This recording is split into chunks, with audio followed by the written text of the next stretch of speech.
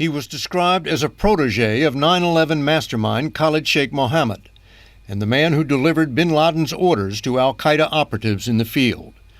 But it was not until 4 years ago that U.S. intelligence determined the courier's real name. Take a look at it. It cost bin Laden his life. It took another 2 years to find out what part of Pakistan Abd al-Khaliq operated in.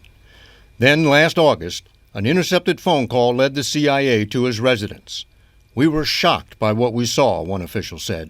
This intelligence case is different. What we see in this compound is different than anything we've ever seen before. A $1 million compound, 8 times bigger than any of the other homes, in a town where retired Pakistani military officers live just 35 miles north of the capital of Islamabad.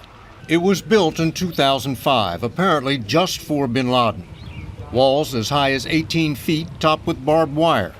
The main building with opaque windows facing out, and a 7-foot privacy wall on the 3rd-floor balcony. The residents of the compound burned their trash instead of putting it out for collection, and despite the $1 million price tag, there was no telephone or internet service. 3 families lived there: the couriers, his brothers, and a 3rd family about the size of bin Laden's. It was a convincing but circumstantial case.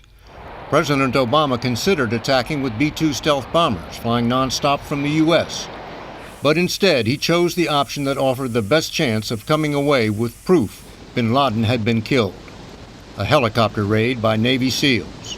It was also the riskiest: American commandos operating without permission deep inside Pakistani territory.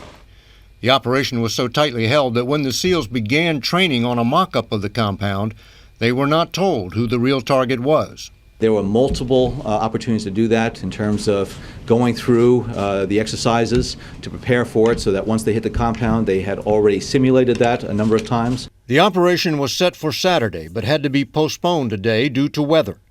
At 1:30 Monday morning Pakistani time, 2 Black Hawk helicopters carried about 25 SEALs to the compound, with a second team as backup. As the SEALs fast roped in, one of the helos stalled, apparently when it hit its own rotor wash inside the walled compound. The stalled helo had to land. When that helicopter was seen to be unable to move, all of a sudden you had to go into Plan B. The 22 people who lived in the compound, many of them women and children, were caught by surprise, but bin Laden and his men put up a fight. He was engaged in a firefight with those that entered the area of the house that he was in, and whether or not he got off any rounds, I quite frankly don't know. Video taken the morning after showed a bloody and shattered compound. The SEALs cleared the smaller building first, killing the courier and his brother, then moved to the main building where bin Laden and his family lived on the 2nd and 3rd floors.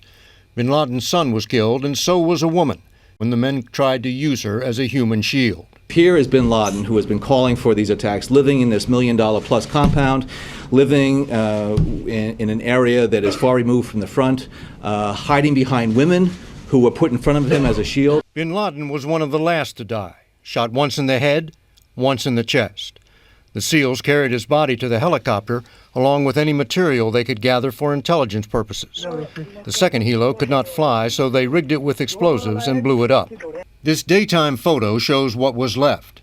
Facial recognition technology confirmed the body was bin Laden's, and this morning a DNA match removed virtually any doubt. Now we can say with 99.9% confidence that this was bin Laden. The body was flown to an aircraft carrier in the Arabian Sea, where it was washed, wrapped in a white sheet, and placed in a weighted bag. Then the world's most infamous man was sent to the bottom of the ocean.